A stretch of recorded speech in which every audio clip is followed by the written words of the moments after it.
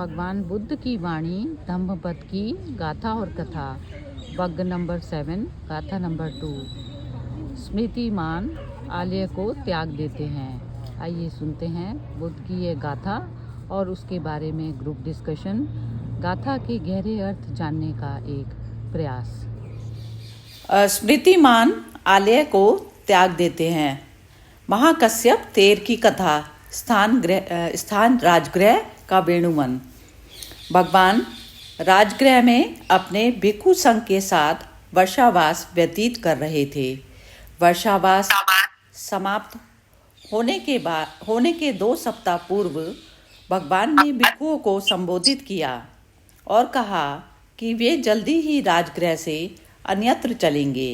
सभी अपनी अपनी तैयारी कर लें। भिक्षु अपनी अपनी तैयारी करने में लग गए। कुछ अपना चीवर ठीक करने लगे, कुछ सीने लगे, कुछ धोने लगे। महाकश्यप उस विहार के आवासिक थे। वहाँ पर उनके बहुत से उपासक थे, श्रद्धालु थे। वे भी अपना चीवर धोने लगे, प्रस्थान की तैयारी करने लगे। अन्य भिक्षुओं ने महाकश्यप को भी अपना चीवर धोते हुए देखा।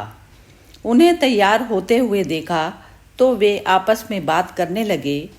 आवसो महाकश्यप के राजगृह के आसपास बहुत से उपासक हैं। वे उनका बहुत ही अच्छी तरह से ध्यान रखते हैं, उनमें श्रद्धा रखते हैं, उनसे प्रेम रखते हैं। यह कैसे हो सकता है कि महाकश्यप उनको छोड़कर भगवान के पीछे पीछे उनका अनुगमन करें। समय व्यतीत हो गया। जाने के क्षण नज़दीक आए। सभी उद्यत हुए जाने लगे। भगवान को ध्यान आया। उपासक लोग भोजन दान देते हैं, नए सामनेर संग में प्रविष्ट होते हैं और अन्य भी अवसर आते हैं।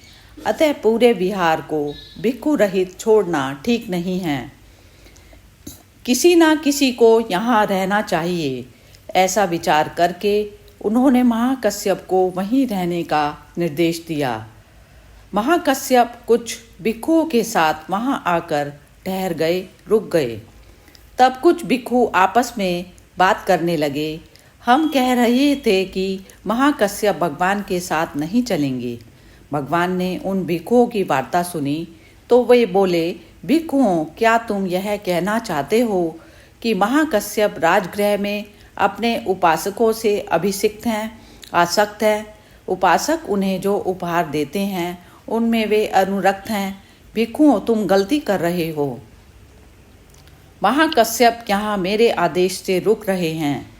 वे यहाँ पर किसी चीज में आसक्त नहीं हैं, किसी में उनका मोह नहीं है, राग नहीं है। बुद्धिमान व्यक्ति तो निर्वाण प्राप्त करने का ही प्रयत्न करते हैं। उन्हें घर से, आवास से मोह नहीं होता। वे अपने निज घर को भी निर्वाण प्राप्ति के लिए उसी प्रकार छोड़ देते हैं जिस प्रकार अपनी सुरक्षा और आजीविका के लिए वर्षा ऋतु में हंस अपने घर को छोड़ देता है। स्मृतिमान लोग उद्योग करते हैं, वे घर में रमण नहीं करते। वे ध्यान, विपश्यना आदि में लगे रहते हैं। वे आलय में रत नहीं होते। वे तो सरोवर को छोड़कर अन्यत्र चले जाने वाले उस हंस की भांति हैं जो अपने भले के लिए आलय का त्याग कर देते हैं। तब भगवान ने यह गाथा कही। उज्जयंती सतीमंतो नानिकेते रमन्ति ते हंसा वा पल्लवम हित्वा ओकमोकम जहन्ति ते। जो स्मृतिमान ध्यान, विपश्यना आदि उद्योग में लगे रहते हैं वे घर में रत नहीं होते। वे तो सरोवर को छोड़ चले जाने वाले हंस की भांति घर को त्याग देते हैं। हाँ जी, दीपा से पूछते हैं आज। हाँ जी दीपा, आप बताइए जरा इसका। हाँ जी, तो पहले ये स्टोरी के हिसाब से बताऊंगी मैं। तो मुझे ऐसे लगता है कि जैसे वो बुद्ध जी ने बोला कि भाई जो उनके शिष्य थे कश्यप जी, तो वो उनके साथ जाने के लिए मतलब उन्होंने ही मना कर दिया था। तो बाकी भिक्षुओं को लगा कि नहीं, वो इसमें अटैच हैं, इसीलिए नहीं जा रहे। तो मेन उन्होंने बोला कि मेन तो जो इंसान की जो हंस पुरुष होते हैं वो उनको अपनी मुक्ति से मतलब होता है, उनको अपनी मुक्ति के लिए प्रयत्न, जो भी अपनी साधना, योग साधना, फिर वो हंस की तरह से हो जाते हैं कि वो विदाउट अटैचमेंट रहते भी हैं, और जब उनका अंत समय आता है तो भी वो उसमें मतलब मुक्ति हो जाते हैं। तो ऐसे मुझे लगा बस। बिल्कुल ठीक पकड़ा है, परफेक्ट पकड़ती हो, तुम्हारा तो बिल्कुल एक ही लाइन पे बिल्कुल ठीक बताती हो, जबकि मतलब बहुत ही सुंदर बताया। हाँ जी, नीलम जी आप बताइए अब इसके बारे में।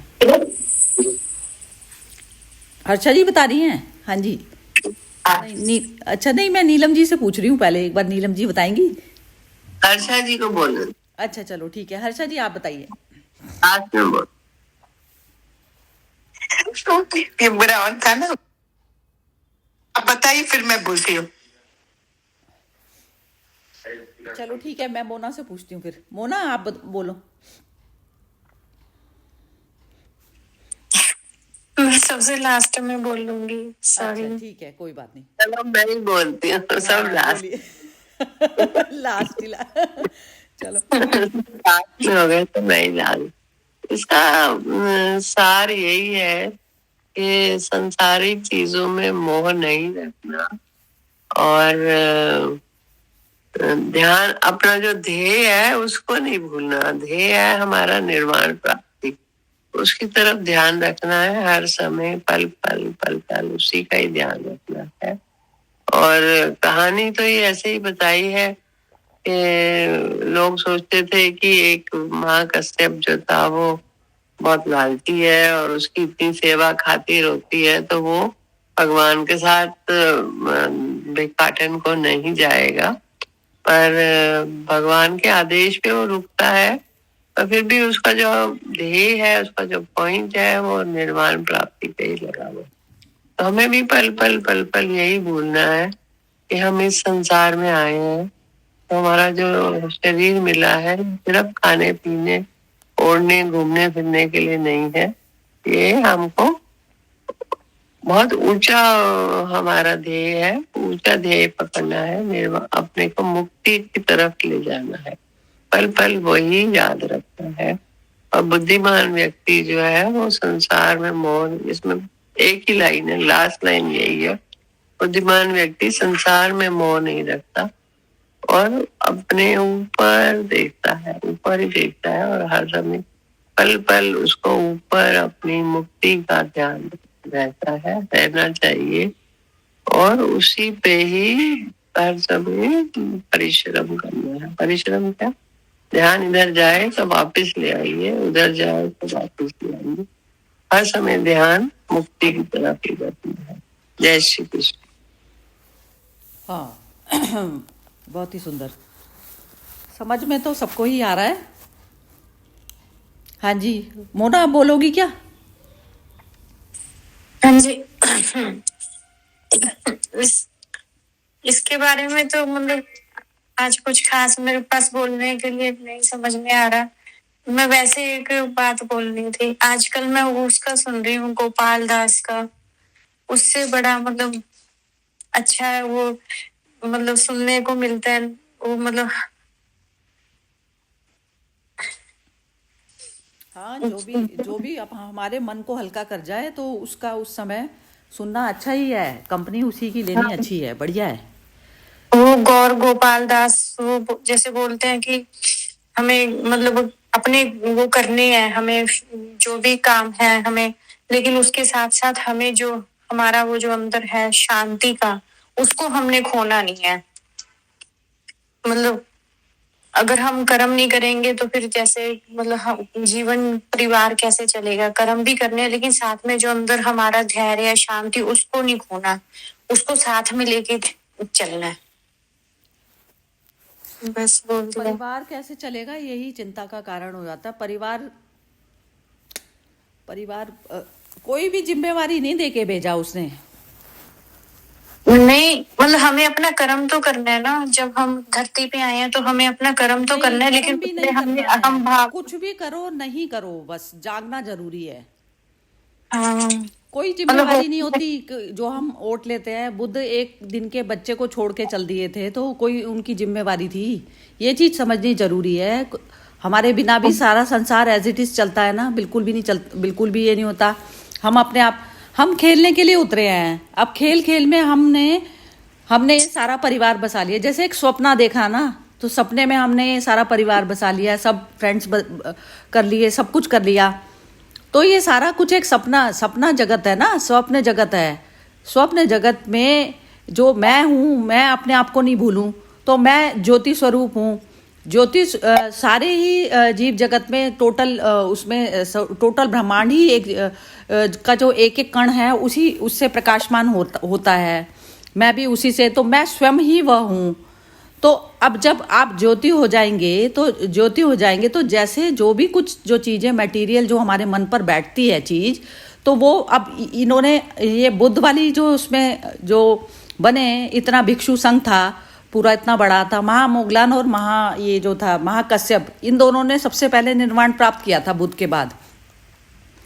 तो इतने वैसे शिष्य होकर, जैसे कहते हैं ना, अपनी वो करके अथॉरिटी एक दे देता है कि जैसे एक बुद्धि तो बुद्ध को देख पाएगा ना, बुद्ध को देखने के लिए बुद्ध की तो आंखें चाहिए ना। तो अब बुद्ध को देखने के लिए जब वो दोनों थे, तो इस प्रकार से जो बुद्ध है, जैसे बुद्ध तो सब जगह केटर नहीं कर सकते ना, अब 20,000 भिक्षु हैं, तो कुछ कुछ को जिम्मेवारी इस तरीके की तो वो बुद्ध ही बता पाते हैं ना कि इसके अंदर बुद्धत्व जागृत हो गया। तो जो दूसरे लोग हैं जो बुद्धत्व की प्रयास के लिए वहां इकट्ठे हुए हैं, उनमें भी ये सारा चीज चल जाती है। तो यही मैं कह रही थी ना कल, कि जो सारा जो संसार है, आप हिमालय पर्वत पर भी चले जाएंगे तो मन तो आपका वहीं चला जाएगा ना साथ में। तो ये जो मन आपका घर में रहते हुए में भी यदि आप जागृति में आ जाते हैं, तो जो जिम्मेवारी जो टाइप की चीज होती है, उससे एक तो हम बोझिल नहीं होते। सबसे पहले जो हम बोझ में माने रहते हैं ना कि ये हमारा, तो हमारे का भाव ही तो हमें बोझ करता है। यदि आप अपनी ज्योति स्वरूप में रहेंगे और घर में सारे रिश्तों को निभाते रहेंगे, निभाना मतलब निभाना भी नहीं होता है कुछ भी। आप ज्योति हो गए तो आपको सब कुछ पता है इस मोमेंट में क्या है। तो अननेसेसरी जो बैगेज जो हमारे मन पर लोड हो जाता है, तो उसको जो है आप ऑफलोड करते चले जाते हैं ना, जब आप अपने स्वरूप में जाते हैं। तो हमें ना तो किसी के लिए करना, ना अपने लिए करना, हमें मन को देखकर और मन की चीज को, जो बैगेज को, क्योंकि बॉडी ली है तो ये मन के बैगेज को हमें बार बार डिसॉल्व करते चले जाना है। तो जो हम डिसॉल्व करते हैं, डिसॉल्व करने में ही जो है हम सबसे ज्यादा डिसॉल्व करने में, अब वो कर्म से करें, ज्ञान से करें, ये चीज हमारे ऊपर मैटर करती है। अब जैसे मेरे को भूख लगी है, मेरे मन पर विचार आया, ये बोझ का विचार है ना शरीर, तो अब मैं उसको थोड़ी सी देर तक तो वो करती रहूंगी, डिले करती रहूंगी कि नहीं अभी मैं अभी पढ़ाई में लगी हुई है, ये बुक पढ़ रही हूँ, तो इसके बाद में मैं देखती हूँ कि क्या करना है इसका। मैं इवन खाना भी खाना पसंद नहीं करी, क्योंकि लेकिन अब क्या है, शरीर लिया है, वो शरीर फिर थोड़ी सी देर में फिर दोबारा डिमांड करने लग जाएगा। तो इस प्रकार से जो हमारे मन के बोझ होते हैं, हमें इस प्रकार से डिसॉल्व करने होते हैं। कोई भी थॉट आया है, वो थॉट ही जो है वो शरीर भाव की वजह से आता है, और वो जो अहंकार जो है उसको पकड़े रखता है चीज को। तो अब जैसे ही मैं अपने स्वरूप में आती हूँ, तो मैं उस बोझ को हटाती हूँ। अब उसको हटा के ही मेरे को जो है हल्कापन महसूस होता है। जैसे शरीर को हल्कापन कब महसूस होता है, जब शरीर का पता नहीं लग रहा होता कि हाथ पैर ये सब है। तो हम रोज तो नहीं बताते कि हमारा शरीर है, ऐसा नहीं बताते। ऐसे ही माइंड का होता है। तो माइंड का जो बोझ होता है, जब हम शून्य में रहने का प्रयास कर लेते हैं ना, तो शून्य के लिए हर जीव जा रहा है, लेकिन उसकी उतनी अकलमंदी है कि वो जा रहा किस लिए, तो उसमें और बैगेज वो लेता हुआ जा रहा है या हल्का करता हुआ जा रहा है। अब जैसे जो कर्मिक अकाउंट है, कर्मिक अकाउंट हमारे कैसे बनते हैं? कर्मिक अकाउंट ऐसे बनते हैं जब हम जीरो माइंड से नहीं करते, जहां पर हमारे को अपना पर आया। जैसे हम दूसरे जीव में अपने आप को नहीं देखते, तो अब अपने आप को नहीं देखा तो फिर हम विचार की श्रृंखला में फंसते चले जाएंगे। तो जब हम ये जीरो लेवल पर कर्म करें, और कर्म जो है दोबारा हमारा जुड़ा ना हो किसी, जैसे अपने आप में हम एक दूसरे को भोग रहे हैं, ये टोटल जो सारा संसार है ना, वो सारा संभोग से चल रहा है। जैसे मैं आपसे बात कर रही हूं, तो ये संभोग है, हमारा आपस का संभोग है, लेकिन ये हमारी सहमति से हो रहा है। तो ये जो चीज होती है, तो हम जब इस प्रकार की चीज में हम निष्कामता में आ जाते हैं ना, कि जब हम आपस में राजी मंद होकर जब हम बातचीत कर रहे हैं और इसमें हम जबरदस्ती नहीं कर रहे किसी को भी, तो ये जो है एक रसो वैसा, जैसे जो भगवान कृष्ण का जो संभोग होता ना, सारी इंद्रियां हमारी उस प्रकार से लगी हुई हैं। तो ये चीज हमें पूरी पता होनी चाहिए, हर समय पता होनी चाहिए कि निष्कामता के बिना बात नहीं बनेगी। तो जब निष्काम कर्म में जब मनुष्य आ जाता है, निष्कामता ये कि मैं अपना ही बोझ उतारने के लिए ही लगी हुई थी, जो सामने वाले प्राणी को भी मैं उसमें राजी करके रजामंदा से उसे जैसे भगवान राम ने जब सागर से रास्ता मांगा, तो उससे पहले प्रेयर की थी कि तू रास्ता दे दे, कि मेरे को ब्रिज बनाना है, जो मतलब वहां से सीता को लेकर आना है। तो इस प्रकार से जब एक एक कण में हम उसका देते हैं, तो हम उससे इस प्रकार से सहमति मांगते हैं। जब वो सहमति दे देता है तो जो है फिर वो जो हमारा जो कर्म होता है, कर्म फिर हमारा वो कर्म न्यूट्रल कर्म हो जाता है, जीरो कर्म हो जाता है। अब हम जबरदस्ती कराना चाहें, कुछ करना चाहें, तो जबरदस्ती सामदंड भेद भी अपनाने पड़ते हैं। अब उसमें क्या है कि जैसे एक सागर का स्वभाव है बहना, वो कह रहा है मेरा तो स्वभाव है, मैं तो अपने स्वभाव से बंधा हूं, पानी का स्वभाव है ना बहना ही। अब भगवान ने उसका जो है वो बांध को रोकना चाहता था, लेकिन सही कर्म के लिए सामने वाला यदि नहीं मान रहा, तो सामदंड भेद करके भी मनाया जाएगा उसको, सामदंड भेद करके। तो वो कहते हैं ना कि बोले सको, वो उसने भगवान ने जो है फिर उसको सागर को बोला ये चीज के लिए। तो ऐसे ही हमारा आपस में जो बिहेवियर होता है ना एक दूसरे के साथ, तो ये चीज की जाती है कि जैसे कोई एक मनुष्य को हम समझा रहे हैं अपनी, एक तो मनुष्य समझाता है कि अपनी ईगो को सेटिस्फाई करने के लिए, और एक समझाया जाता है जीरो लेवल पर आने के लिए। तो जीरो लेवल पर आने के लिए मैं प्रयास कर रही हूं, तो उसमें भारी कर्म मेरे बार बार चेंज होंगे। तो कहीं पर मैं पत्थर की तरह से जम के भी बैठूंगी, कहीं तरह मैं सागर भी बन के बहूंगी, ऐसा करके करूंगी। तो वो अपने स्वभाव में फ्लेक्सिबिलिटी, जो अपने आप से पांचों तत्वों को, 5 तत्व हो गए ना, जैसे ये अग्नि हो गई, ये सब हो गई, तो कहीं मैं क्रोध भी करूंगी। तो वो सब जो चीजें हैं, तो ये सारी चीजों को जो अपने आप में ऑपरेट करने लग जाता है। जैसे गुस्सा वाला जो स्वभाव है, गुस्सा, लेकिन यदि अहंकार गुस्सा कर रहा है तो वो पाप का भागी हो जाएगा। यदि एक आत्मा गुस्सा कर रही है तो वो पाप की भागी थोड़ी ना होती है। तो इस प्रकार से हम आत्मा लेवल पर हम पांचों तत्वों को अपने अकॉर्डिंग घुमाएं, और वैसे जहां पर नरम होना है वहां नरम हो गए, जहां गर्म होना है वहां गर्म हो गए, लेकिन अहंकार वश नहीं, आत्मावश।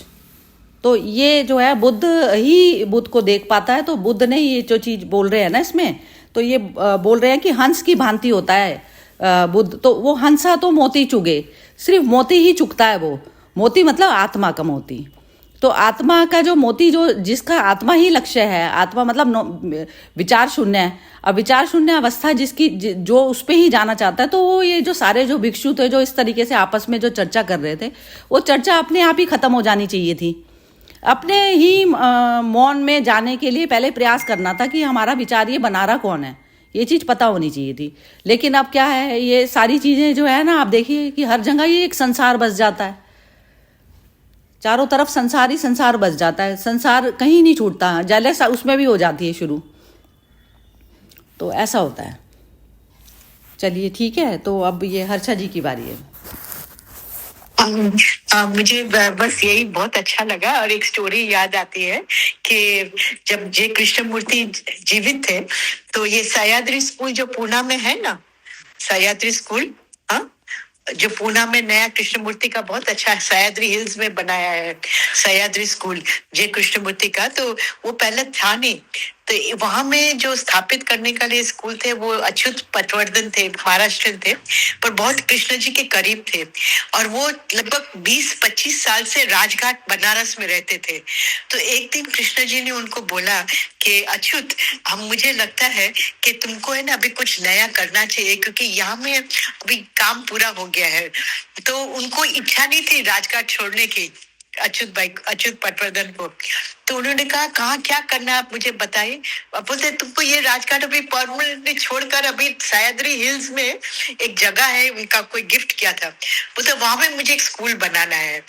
तो बोलते मैं राजघाट छोड़ू, मेरे को तो इतना ये मेरा दिल बसता है, ये बसता तो उन्होंने कहा नहीं, मैं तुमको आदेश देता हूँ, तेरा उन्नति होएगा इसमें, क्योंकि तेरा जो एक अटक जाता है ना, भूमि में भी वासना रह जाती है, तो बोलते ये निकालना बहुत जरूरी है, नहीं तो आप स्टैग्नेट हो जाओगे यहाँ। तो अच्युत वरचंद्रन फिर आए थे हमारे घर में भी, और थोड़ा मेरे फादर के डोनर थे कृष्ण जी के उसमें बहुत, तो उन्होंने कहा कि देखिए ये ऐसा है, हमारा कृष्ण जी का आदेश है कि ये स्कूल हमें बनाना है और ये सब। तो उन्होंने तब कहा कि मुझे तभी ख्याल नहीं आया, पर जब मैं सयाद्री स्कूल गई, हिल्स में गया, वहां में अलग जगह देखे, तो मुझे लगा कि इतनी जरूरत है स्कूल के यहाँ में, क्योंकि यहाँ के बच्चे लोग को भी कुछ अलग टीचिंग मिले। तो ऐसा स्कूल बिगड़ तो कुछ हो ही नहीं सकेगा, तो स्कूल तो मुझे स्थापित करने का कृष्ण जी ने इतना अच्छा सुंदर मौका दिया है, तो ये मेरा उन्नति भी होएगा। पर एक क्षण का लिए बोला, उन्होंने एडमिट किया कि मुझे राजघाट छोड़ने में बहुत दुख हुआ।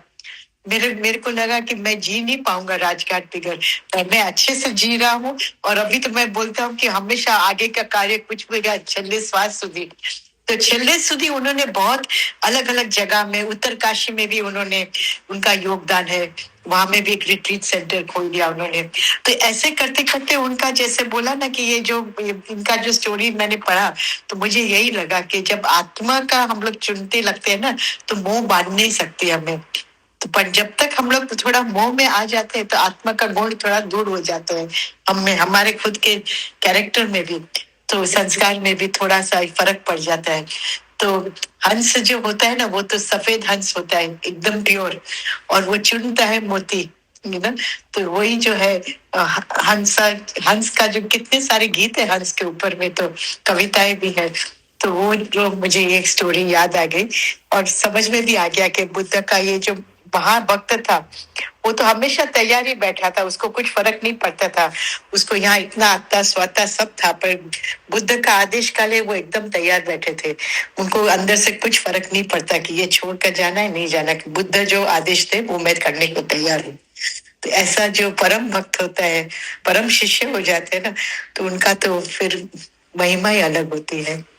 गलतफहमी के जो शिकार बन जाते हैं ना ये, कि वो जो है इसलिए कर रहे हैं कि उनके शिष्य वहाँ हैं और उनमें उनकी दिलचस्पी है। तो जो एक इंसान मुक्ति की स्टेज पे जब अपने उस पे ही अपने परिवार को ही छोड़ के निकल गया, तो वो इनमें क्या अटकेगा। ये बहुत कम की हो पाती है। वैसे भी ये मैंने देखा कि जैसे ये जो जैसे अपन भी अपन ग्रुप्स करते हैं, तो इस वाले पर्टिकुलर ये वाले इसमें ग्रुप में मैंने देखा वैसी चीज नहीं है कि किसी की कमेंट को जरा सा हल्का सा जैसे कोई अप्रिशिएट कर दो या वैसा कर दो, तो वो चीज़ नहीं होती है। मतलब एक अंदर वो नहीं आता। नहीं तो क्या होता है, जैसे कोई पढ़ने में उसमें आती हैं ये सब चीज़ें। तो मनोवृत्ति ये होता है कि जैसे हम बुद्धत्व के रास्ते पे हैं, तो अपनी ही मनोवृत्ति को चेक करें कि हमारे मन में क्या विचार बन रहा है, हमारी सिचुएशन हमारे मन में क्या विचार बना रही है और उस चीज को कैसे काटना। तो वो मनोवृत्ति पकड़ी जाती है, फिर उस समय पकड़ी जाती है। अब उस पर हमें फिर काम करना होता है कि बार बार वो अननेसेसरी हमारी मर्जी के बिना तो नहीं आ रही। तो वो इस प्रकार से, जैसे कहते हैं ना, सांप का फन जो है कुचल देना, तो वो पूरी तरह से ही जो है उसको जो है जिस टाइम पे मैं चाहूंगी यूज करना, तो उसको तब मैं यूज कर रही हूँ, वो मेरा यूज नहीं कर रही। बस यही जो है करना पड़ता है बार बार। तो जितने भी संसार के जितने भी रिश्ते नाते ये सब चीजें हैं ना, इनमें कोई बुराई नहीं होती, लेकिन ये होता है कि इनको कैसे तुम वसूल कर सकते हो, कैसे तुम ठिकाना लगा सकते हो, तो वो मैटर करती है चीज। तो वो कहते हैं ना, बुद्ध पुरुष सारी चीजों का यूज कर जाता है, सारी चीजों का, क्योंकि उसमें अहंकार भाव जीरो लेवल पर आ जाता है, तो वो हर किसी को यूज कर पाता है। घर में भी अलग अलग प्रकार के, जैसे जो जिसके मानसिक विकार हैं, उन विकारों को भी वो यूज करते हुए में कर लेगा। सामदंड भेद से सारा यूज कर लेगा वो उनको भी। तो फिर उसके लिए वो जो है ना, ये रास्ता, ये जो लाइफ का जो वो होता है ना, तो ये जो इमोशनल बैगेज वो यहीं की यहीं छोड़ के और उनको यूज करके वो अपनी यात्रा को जो है वो बना लेता है। कहते हैं ना, जैसे बोट की तरह से बन गई वो चीज, कि अब किसको तो माइंड में रखना है और किसको जो है छोड़ना है, कितनी देर के लिए पकड़ना है, कितनी देर में छोड़ना है। तो पूरा उतार चढ़ाव सारी चीजें आनी चाहिए। तो सामदंड भेद करे बिना तो चलता नहीं है संसार, और चलाना चाहिए भी। जब तक बॉडी है, 5 तत्वों का खेल है, अब इसको खेल की तरह से चलाओ। तो अब उसमें जो दुख है ना, दुख तो बस वो अहंकार का ही है मेरे ख्याल से, बाकी तो सुखी सुख है सब। सुख वाले सरिता जी, ये बात समझ नहीं आई, आपने बीच में क्या बोला कि ग्रुप में अप्रिशिएट करना, एक लाइन बोली समझ जैसे नहीं आई। ये जो चीज थी ना, मैं इस वाले उसकी नहीं बात कर रही नीलम जी। जैसे वो भाटिया जी बहुत ज्यादा बोलते थे ना, मेरे को बहुत ज्यादा बोलते थे कि सरिता सरिता कर, उनको ना मैंने 2-4 बार पर्सनल कॉल करके बोला कि आप जो है ना इतना वो मत किया करो, क्योंकि अभी उस वाले उस पे एक कहते ना जैसे शिखर पे पहुंच के हमें फर्क नहीं पड़ता। अभी हमारा रास्ता चल रहा है अभी तो चलते हुए रास्ते में, लेकिन उनको ये बात समझ नहीं आती थी। मैं उनको बोलती थी कि ये जो है आप मनों में भेद पैदा करते हो इस तरीके से बोल के। तो अब उनका भी अपना लेवल होगा, तो अब मैंने ये चीज बोली उनको। तो लेकिन क्या होता था, ये ऐसी वाली चीज से कई लोगों ने छोड़ दिया। जैसे वो कई बार किसी को डांट रहे हैं, जैसे कोई चीज कर लिए डांट रहे हैं, तो डांटना भी नहीं लिया ना उन्होंने। जो लोग थे जो डांटना है किसी को, तो वो नॉर्मल उसमें नहीं लेते, जैसे टाइम के लिए पंक्चुअल थे। तो उन्होंने, जो लोग थे उनकी अच्छाई नहीं देखते थे। एक डिसिप्लिन, जब हम एक भारी ग्रुप में करते हैं तो डिसिप्लिन बहुत ज्यादा जरूरी होता है, लेकिन वो चीज नहीं थी। तो अब साधना पथ पे आए हो, पहले तो शरणागत होगे ना। अब जो भी करवाने वाला है उसके प्रति शरणागत होनी चाहिए। शरणागति बहुत ज्यादा जरूरी है। अब शरणागति ही नहीं होगी जो करवाने वाला है, तो वो उसमें बात नहीं बनती ना। तो ऐसा मैंने देखा, क्योंकि उनके साथ में मैं जैसे 5-6 साल अटैच रही, तो उसमें मैंने देखा कि वो जो लोग थे बोल तो पाते नहीं थे उनके सामने कुछ भी, लेकिन है ना वो ऐसे वाला जैसे ना क्रिटिसिज्म, या उनको भी कई लोगों ने उनसे बहस भी की। तो मुझे वो चीज मतलब ये था, सबकी अपनी अपनी यात्रा है। तो जैसे अब मेरा भी अपना जो भला हुआ, क्योंकि पकड़े रखा, वो जो भी कर रहे हैं एक्सेप्टेंस है। जो भी कुछ कर रहे हैं एक्सेप्टेंस, ये नहीं कई बार करते हुए मैं जैसे एक्सप्लेन करना चाह रहे हैं तो बीच में ही वो स्टॉप करा देते थे कि नहीं अब जो है बस हो गया टाइम खत्म, बस अब नहीं बोलना है आप। तो उस समय यदि मैं भी वैसा ले लेती तो मैं नहीं पहुंचती। जैसे मैं एक कहता है ना आदमी, मतलब जो एक क्लैरिटी माइंड में बिल्कुल उस आत्मा तत्व की हो गई, तो वो नहीं होती यदि मैं उनके बाण जैसे वचन जो है नहीं सुने हुए होते, या प्रेम से पुचकारा ना होता। तो वो चीजों को जब तक इंसान नहीं लेता ना, पहले तो शरणागत जरूरी है उसके प्रति। जब आपने कोई भी ग्रुप ज्वाइन किया, कुछ भी किया, तो शरणागत वाला लेवल तो होना ही चाहिए। हाँ जी नीलम जी बोलिए। आपने तो किया है, आप बताइए। कह रही थी कि मैंने भी 4-5 साल बहुत उनकी डांट सुनी है।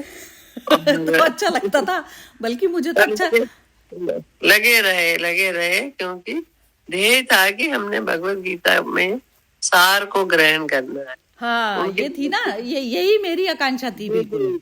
ये वही हंस वाली बात थी ना, बस जब तक वो मोती मिला ही नहीं तो तब तक कैसे छोड़ दे आदमी। अब जो भी मिला तो हमारी भी पात्रता का उतना ही होता है ना, कि गुरु भी तो हमारे को फिर वैसे ही मिलता है ना आगे, क्योंकि जिस चीज की हमें जरूरत होती है उस समय, उस मोमेंट में जो चीज की जरूरत होती है। भाटिया जी ने छोड़ दिया, दूसरे लोग आ गए, तब मैंने छोड़ा। हाँ वो इंटरेस्टिंग नहीं रहता ना। जैसे एक उनका जो डिसिप्लिन और वो सब चीजें थी ना, बिल्कुल वंडरफुल थी। मतलब उसमें ये होता था, एक सेकंड भी ऊपर नीचे हुआ तो वो प्रॉपर। को भाटिया जी के बारे में पता नहीं है, तो लेट अस नॉट डिस्कस है। हाँ ठीक है, नहीं कोई बात नहीं। हाँ जी हर्षा जी बोलिए आप। चलो लास्ट खत्म करेंगे फिर। हाँ नहीं, सही बात है। मुझे भी ये अच्छा लगता है डिसिप्लिन। और कई बार ऐसा होता है ना कि डिसिप्लिन इज रिक्वायर्ड, जरा वो होता है, जरूरी है। पर आपका जो प्रेम भावना से जो काम कर जाता है ना, वो आपकी ग्रोथ में बेनिफिट होती है। तो प्रेम भावना से जितना हम अपने आप को और दूसरे को, अपने जो भी मंतव्य है उसको हम पुट फॉर्थ करेंगे, तो उसमें हमारी ग्रोथ होती है। और डिसिप्लिन तो अभी बहुत, आजकल का जमाना में डिसिप्लिन शब्द बहुत काम नहीं करता है। अभी तो बोलते हैं कि you have to do as per the required thing. तो कभी देरी भी होता है तो लोग बोलते हैं this was there so I could not come on time. तो क्या बोलेंगे। तो अभी हम लोग कितने फ्लेक्सिबल होते जा रहे हैं, but at the same time we know the value of time. तो बहुत बारीकी से चलना होता है, यू नो, अपना प्रायोरिटीज को सामने रखते हुए। प्रेम भाव को आप किस तरीके से डिफाइन करती हैं हर्षा जी? हाँ, प्रेम को किस तरीके से डिफाइन करती हैं? जैसे आप कह रही हैं ना कि प्रेम भाव हाँ, प्रेम प्रेम भाव में अभी क्या हो जाता है कि जैसे अभी बच्चे लोग के साथ भी कभी कभी होता है ना कि कभी जो अनगम कुछ चीज हो जाती है ना, तो पहले तुरंत रिएक्ट करते थे, पर अभी थोड़ा ऐसे मेथड करते हैं कि कुछ उसके भी रिएक्शन ना आवे और थोड़ा हम लोग एक दूसरे के करीब आ जा सके। तो वो प्रयास हमेशा चलती रहती है कि आज ऐसा हम लोग ऐसे करें तो आपको कैसा लगता है, ये ठीक रहेगा, ये ठीक रहेगा। पहले तो अपनी मर्जी बहुत थोपते थे, अभी वो कमती होते जा रहा है। इसलिए थोड़ा सा ये होता है कि उसका भी जरा देखे, पर प्रेम अपने आप थोड़ा आ जाता है कि उसका भी हम रिस्पेक्ट रखें और वो भी मेरा रिस्पेक्ट रखे। थोड़ा अपेक्षा भी रहती है, पर थोड़ा सा धीरज भी आने लगा है ऐसे, तो फर्क पड़ जाता है कि अपने आप को भी थोड़ा चेंज तो करना ही रहता है ना लाइफ में। जो पहले करते थे हैंडल और अभी करते हैं, तो थोड़ा सा ऐसे होता है कि हम भगवान के कैसे करीब आ सके अपने डेली लाइफ में। एक लाइन सावित्री का बहुत अच्छा है जो मुझे शेयर करनी है। Make of their daily way a pilgrimage, huh? Make of your daily way your pilgrimage that you may go more and more closer to God. तो ये जो है हम लोग एक, ये हमारी जर्नी है, यात्रा है, ये पिलग्रिम्स प्रोग्रेस एक बहुत अच्छी बुक थी इंग्लिश लिटरेचर में। तो ये भी एक पिलग्रिमेज ही है हमारा डेली लाइफ का। तो कैसे हम लोग इसको एक अच्छा यात्रा बनाए जहाँ हम भगवान के करीब जा रहे हैं, ऐसे यात्रा बनाए सुंदर। बढ़िया। हाँ जी, वो ना ये भगवान के करीब जाना किसको कहते हैं? जी, भगवान के करीब जाना जो इन्होंने बोला पिलग्रिमेज बनाए हम अपनी इसको लाइफ को, तो इसको थोड़ा सा और डिफाइन करो।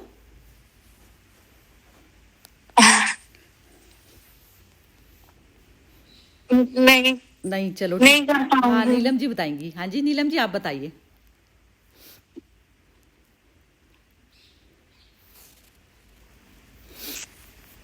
नीलम जी अनम्यूट करके बताइए। जय श्री कृष्ण। हाँ जी। भगवान के करीब जाना मतलब कि जब आप कुछ काम करते हैं तो दूसरे को अलग नहीं समझिए, अपना ही समझ के काम करिए कुछ भी, और निष्काम भाव से जब आप करेंगे तो आप भगवान के करीब जाएंगे। परफेक्ट। मैं अपना इंटरेस्ट साइड में रख के दूसरे के भले के लिए जब आप काम करेंगे तो मुझे लगता है आप भगवान के करीब जाएंगे। जय श्री कृष्ण। बहुत ही बढ़िया, बहुत ही सुंदर। एक मैं ये बोलना, हम जो भी कर रहे हैं तो भगवान हमसे करवा रहे हैं। भगवान ने एनर्जी दी है तो हम कर पा रहे हैं। वो भी भगवान के करीब जाना हो गया। हाँ, कि मैं खुद, मेरे लिए पावर नहीं है, हैसियत नहीं है। हाँ, अगर उसने एनर्जी दी है तो मैं कर पा रही हूँ। हाँ, तो उसमें ये निष्कामता बोला ना जो इन्होंने, नीलम जी ने बहुत सुंदर बोला है ना। हाँ जी, हाँ जी। मैं ये हर्षा जी का जरा सा ये वाला पॉइंट क्लियर कर रही थी कि ये जैसे इन्होंने जो बोला ना कि वो हमारे करीब आए और हम उनके करीब आए, हम उनके करीब आए, नहीं, ये चीज है ही नहीं। प्रेम ये है कि मैंने उसकी तरफ पर जाना है, मेरे को शांति की तरफ पर जाना है, शांति मेरा लक्ष्य है।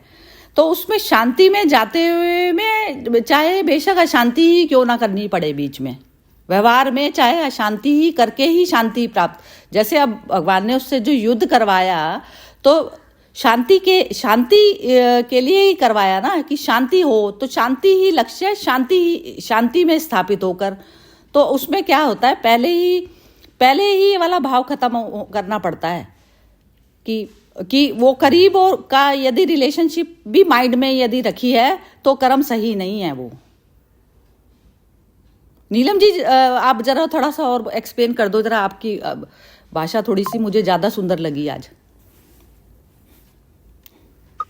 शांति मतलब किसी भी चीज से विचलित ना होना। विचलित ना होना मतलब आप हर समय शांत कैसे रह सकते हैं? तब रह सकते हैं जब आप दूसरों को देख रहे हैं, रिएक्ट नहीं कर रहे हैं, दूसरों को देख रहे हैं ये क्यों हो रहा है, उसके कारण की तरफ ध्यान दे रहे हैं। आपका मन हमेशा ही शांत रहेगा। रिएक्ट करेंगे तो उधर से और रिएक्शन आएगा, इधर से और जवाब आएगा। वो शांति मिल जाएगी। मन की शांति ये है कि दूसरों को समझने की कोशिश करिए और अपना मन शांत रहता है। पता नहीं कैसे रहता है, पर रहता ही है। ज्यादा नहीं हाँ, मैं मैं explain- समझ गई ये वाली बात। एक बार इनसे और एक्सप्लेन वो करवाते हैं जरा, क्या मतलब था। हाँ जी हर्षा जी जरा आप बोलिए, ये जो चीज आपने जो बोली थी ना कि बच्चे और हम लोग आपस में दोनों एक दूसरे के पास में आए, तो ये वाले भाव से यदि आप ऑपरेट करती हैं तो आप बताइए जरा ये वाला अब क्या समझी जो आप अभी। हाँ, अभी एक पर्दा नीलम जी ने खोल दिया कि सामने वाला भी कौन है ना। तो तब मुझे और भी अभी करीब आने की क्लैरिटी आ गई है। तो नीलम जी ने कहा ना, सामने वाला भी मेरा ही अलग नहीं है, मेरे से एक ही है। तो हम, क्योंकि क्या है ना कि ये बहस में हम लोग एक दूसरे को अलग समझ लेते हैं, पर जब अवेयरनेस इतनी बढ़ जाएगी कि कितना भी जैसे आप बोलते बहस हो पर शांति स्थापित हमेशा रहे, तब वो लक्ष्य रहे ना, तभी नीलम जी ने एकदम पर्दा खोल दिया, एकदम एसटीडी लगा दी। बहुत सुंदर लगी ना मुझे आज कमेंट इनकी, बहुत ही बढ़िया थी, बहुत ही सुंदर, हाँ, अति तो से सुंदर। यही है कि ना हर्षा जी जैसे हमें रिश्तों के करीब नहीं आना, हमें Yes. अपने करीब आना है बस। बार बार बस। हम परमात्मा के करीब आना, मतलब हम हाँ। हमारा लक्ष्य रिश्ते नहीं है, हमारा लक्ष्य परमात्मा है। बस बस तो बस। परमात्मा में लक्ष्य आते हुए में चाहे रिश्ते टूटे चाहे बने, हम्म। वो मैटर नहीं करती है चीज। बस सही बात है, कोई लक्ष्य परमात्मा का ही है, बस लक्ष्य वही। परमात्मा पहले ट्रायंगल लाना पड़ेगा बीच में, जो हम हाँ। जो सामने देख रहे हैं ना, हम आपसी देख रहे हैं। आपसी रिलेशन जब तक स्वस्थ नहीं होते, स्वस्थ संबंध में जाना है। स्वस्थ संबंध जब होता है जब अकारण होता है। अकारण मतलब मेरे कुछ करने से नहीं करने से संबंध नहीं मेरे खराब हो रहे, बस कर्म एक फ्लोइंग रिवर है। हाँ, तो ये पहले हमें ये ट्रायंगल बीच में पहले ईश्वर को लाना पड़ेगा। तो ईश्वर की तरफ जाते हुए मैं संबंध, मैं ईश्वर की तरफ जा रही हूँ, तो उसमें संबंध मेरा बढ़ने बिगड़े कुछ मैटर नहीं करती है, क्योंकि फिजिकल संबंध तो टूटने के लिए ही बने हैं, वो वैसे भी टूटेंगे ही। लेकिन वो क्या होता है जब हम ईश्वर के साथ में हमारा स्वस्थ संबंध हो जाता है, तो रिश्ते आपसी भी स्वस्थ हो जाते हैं, क्योंकि हमारी एक्सपेक्टेशन नहीं रहती कुछ भी। सब सच्ची बात है एकदम। वही आप जब कहा ना कि अनबन जो भी होती है उसमें भी ईश्वर का लक्ष्य रखकर ही सब सॉल्व करना है। हाँ, प्रॉब्लम्स लक्ष्य ईश्वर है, लक्ष्य वो नहीं है। सामने जो खड़ा मनुष्य है वो लक्ष्य नहीं है, लक्ष्य ईश्वर है। बढ़िया, वो रास्ता फिर हमने बदल लिया ना, फिर हमने बदल लिया, सामने रिश्ते को ज्यादा इम्पोर्टेंस दे दी। सही बात है, और उसमें हम लोग कितने उलझ जाते हैं फिर। हाँ, वो तो वही तो उलझन का कारण बनता है। सामने तो रिश्तों में यदि फंस गए तो वो तो रिश्ते तो फिर बहुत है। रिश्ता एक के साथ निभाना है, एक के साथ मतलब परमात्मा के साथ का रिश्ता निभाते हुए में संसारिक रिश्ते सारे ही बलि चढ़ जाए, चाहे बेशक कुछ मैटर नहीं है। सही बात है, तभी तो निडरता आती है, नहीं तो आती कहाँ है, बिल्कुल भी नहीं आती। सही बात है, करेज तभी आती है। बिल्कुल अच्छी बात है। यस यस, आज का हेल्दी डिस्कशन था। चलिए ठीक है, वेरी नाइस, वेरी बहुत ही सुंदर। चलिए, ओके जी, जय श्री कृष्णा। जय श्री कृष्ण, जय श्री